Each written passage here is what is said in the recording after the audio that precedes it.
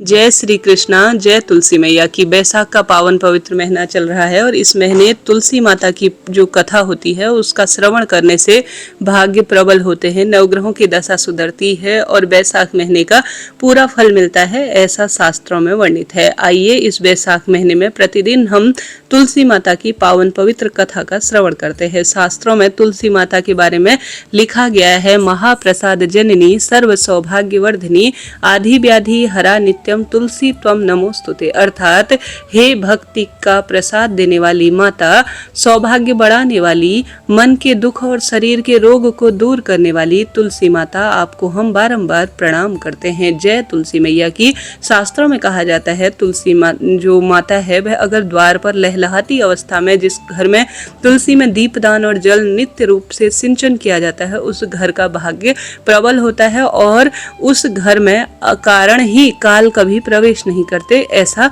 शास्त्रों में वर्णित है। इसलिए मैं आप सभी को इस पावन पवित्र महीने में तुलसी सींचने की कथा सुना रही हूँ। बैसाख महत्म का जो यह अध्याय है, सुनने के बाद आप सभी को, जो मैं रोज आपको सुनाती हूँ, तुलसी माता की कथा भी सुने। कहा जाता है अपने हाथ में फूल, तिल या चावल या दक्षिणा रखे और कहानी सुनना शुरू करे। ऐसा ना भी कर पाए तो माता तुलसी को प्रणाम करे, श्री नारायण का ध्यान करे और सुंदर भाव सच्चे मन से इस कथा को सुने। प्रेम, मन और भाव से सुनी जाने वाली तुलसी कथा बहुत श्रेष्ठ परिणाम देती है। कथा अनुसार बैसाख के ठाकुर जी, जो कि बहुत पुरानी बात है, एक गांव में एक परिवार रहता था।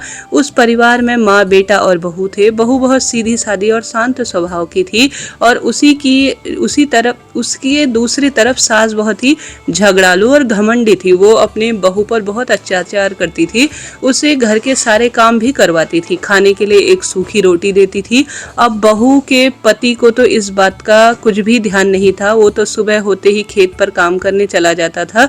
बहू सास के कहे अनुसार घर के काम में लग जाती थी। एक दिन बहू ने देखा पड़ोसन नया मटका लाई है। पड़ोसन ने बात ही बात में बहू को बताया कि वो बैसाख स्नान करने की तैयारी कर रही है। बहू को बैसाख माह के बारे में कुछ भी पता नहीं था, इसलिए वह पड़ोसन से पूछने लगी तो पड़ोसन ने उसे पूरी जानकारी देते हुए कहा, बैसाख का पावन पवित्र महीना बहुत ही फल देने वाला है। साथ ही तुलसी माता की महिमा भी बहू को खूब बताई और कहा, अगर कोई बैसाख महीने में स्नान, ध्यान करे, दीपदान, तुलसी पूजन और तुलसी का सिंचन करे तो उसके जीवन के सभी परेशानियों का अंत होता है और पुत्र, विवाह, नौकरी, रोग, कर्ज, सौभाग्य इत्यादि की जो परेशानी है वह सदा सर्वदा के लिए खत्म होती है और सदा सर्वदा प्रभु जी की कृपा होती है। अब बहू अपनी सास के व्यवहार से बहुत दुखी थी। उसने सोचा, हो सकता है तुलसी माता की पूजा प्रताप से ही मेरे जीवन में जो कठिनाई है वह ठीक हो जाए। अब यही बात सोचकर बहू ने अपने मन में तुलसी पूजा की और बैसाख स्नान करने का निर्णय ले लिया। शाम को तुलसी और बैसाख महीने की महिमा अपनी सास को बताई। सास बोली, कोई जरूरत नहीं है, कोई नियम नहीं लेने की है, घर का काम करो, बस यही तुम्हारे लिए पूजा पाठ है। अब बहू क्या करती, बेचारी चुपचाप हो गई। बैसाख महीना शुरू हुआ। अब बहू ने क्या किया, वो जल्दी उठकर सुबह नदी पर स्नान करने चली जाती। वहां एक घड़े में पानी भरती, तुलसी माता के पौधे को सींच देती, फिर वहीं बैठकर तुलसी माता की कहानी सुन लेती। अब बहू ने यह नियम ले लिया, सास के जागने से पहले घर वापस आ जाती और हर रोज यह सिलसिला जो है चलता रहा। किसी तरह 15 दिन बीत गए। एक दिन सास सुबह जल्दी उठ गई। उसने देखा घर में बहू नहीं है। उसने कुछ गड़बड़ है ऐसा मन में सोच लिया। अगले दिन भी सास जल्दी उठी, फिर उस दिन भी बहू घर में नहीं थी। सास समझ गई कि यह जरूर बैसाख स्नान कर रही होगी और तुलसी, आंवला, बड़, पीपल, बेलपत्र सींच रही होगी। अब सास बोली कि अगर मैं इसको मुंह से बोलूंगी तो घर में बेकार की लड़ाई झगड़ा हो जाएगा। अब उसने सोचा कि क्या करो जिससे कि बहू का नित नेम का नियम छूट जाए। अगले दिन सास ने उसका मटका बदल दिया, पक्के मटके की जगह कच्चा मिट्टी का घड़ा रख दिया। सुबह अंधेरे में बहू कच्ची मिट्टी का मटका लेकर नदी पर चली गई। बहू ने स्नान किया, फिर उसने मटके में जैसे ही जल भरने लगी, मटका नदी में डुबोया। मटका पूरी तरह से गल गया और सारी मिट्टी बह गई। अब बहू यह देखकर खूब रोने लगी। वो तुलसी माता के पास जाकर रोते रोते बोली, हे तुलसी माता, आज मेरा नियम टूट गया, मुझे माफ कर दीजिए। तुलसी माता उसके सामने साक्षात प्रकट हुई और बोली, तुमने जल के स्थान पर अपने आंसुओं से आज मुझे सींच लिया है, तुम्हारा नियम पूर्ण हुआ। बहू ने कहा, माता, मैं कल जल कैसे लाऊंगी? अगर मेरी सास को यह पता चला कि मैंने मटका नदी में बहा दिया है तो वह बहुत गुस्सा होगी। तुलसी माता ने एक मटका दिया जिसे लेकर वह खुशी खुशी घर आ गई। सास ने देखा कि वह मटका सोने का है। अब सास के पूछने पर बहू ने सारी बात सच सच बता दी। सास अंदर गई तो बहुत खुश हो गई, पर बाहर से नाटक करते हुए बोली, अगर सोने के मटके में जल लाओगी तो गांव वाले उसको छीन लेंगे। तुम कल फिर जाकर अपनी तुलसी माता के आगे रोना और दूसरा मटका लेकर आना। अब बहू बहुत सीधी सादी थी, उसको तो ऐसा कुछ भी ध्यान नहीं था। वो अगले दिन तुलसी माता के पास जाकर फिर से रोने लगी। तुलसी माता के पूछने पर उसने सारी बात बताई दी। तब तुलसी माता ने उसे एक चांदी का मटका दे दिया। बहू चांदी का मटका लेकर खुशी खुशी घर आ गई, लेकिन उसकी सास ने उसको भी रख लिया और बहू को फिर कहा कि अगले दिन तुलसी माता के सामने और रो जाना। अब बहू सास के डर से कुछ बोली नहीं, फिर तुलसी माता के पास जाकर बैठ गई और फिर और रोने लगी। तुलसी माता ने आकर सारा हाल उससे पूछा तो रोते रोते उसने सारी बात आज भी बता दी।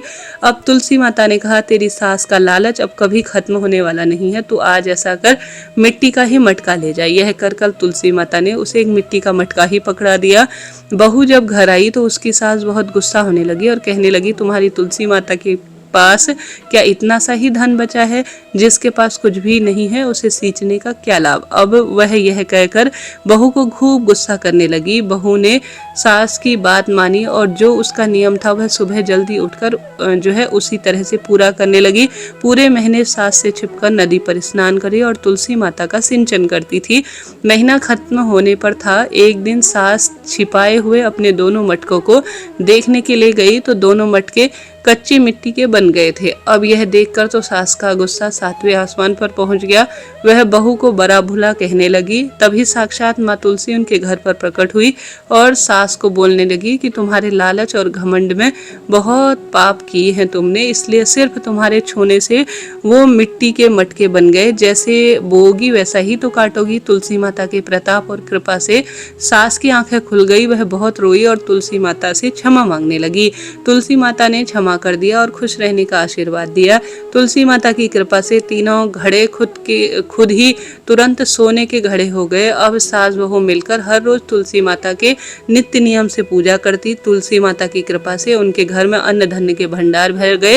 हे तुलसी माता, आपने अपने सभी भक्तों पर सदा सर्वदा कृपा करी है, आगे भी कृपा बनाए रखना। कहानी अधूरी हो तो उसे पूरी करना, पूरी हो तो मान रखना। प्रेम से बोलिए तुलसी माता की जय। दूसरी तुलसी माता कथा अनुसार बैसाख महीने में एक बुढ़िया नित्य नियम से तुलसी माता को सींचती और कहती है, तुलसी माता सत की दाता, मैं तेरा बेड़ा सींचती हूँ।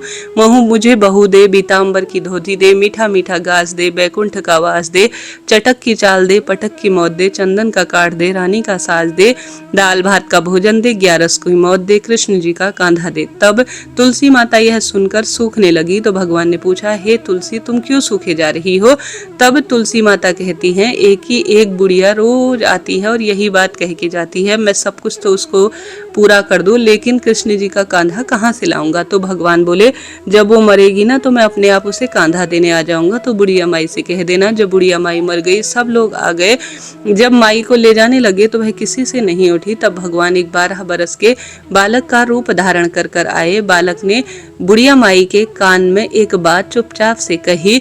बुढ़िया माई हल्की सी हिलते हुए हल्की हो गई। बालक ने कान में क्या कहा था सुनो। बुढ़िया माई कान में बालक ने जो कहा था वह इस प्रकार से था, बुढ़िया माई मन की निकाल ले, पीताम्बर की धोती ले ले, मीठा मीठा घास ले ले, बैकुंठ का वास ले ले, चटक की चाल ले ले, पटक की मौत ले ले, कृष्ण जी का कांधा ले ले। यह सुनकर बुढ़िया माई हल्की हो गई। भगवान ने कांधा दिया और बुढ़िया माई को मुक्ति मिल गई। हे तुलसी माता, हे श्री नारायण की प्रिया, जैसे बुढ़िया माई को तुमने मुक्ति दी है उसी तरह से जो भी इस कथा को सुने और तुलसी माता की जयकारे लगाए, श्री नारायण की पूजा करे, उसके जीवन में खूब सारी खुशियां देना और सदा सर्वदा बरकत बनाए रखना। जय तुलसी मैया। प्रिय श्रोताजनों, इस तरह से तुलसी माता की मैंने आपको बात बताई। इसके अलावा बैसाख महीने में सुनी जाने वाली सभी कथाएं चैनल पर प्रचारित हैं, आप जरूर से उन्हें एक बार देख लीजिएगा। अभी के लिए इतना ही। राधे राधे।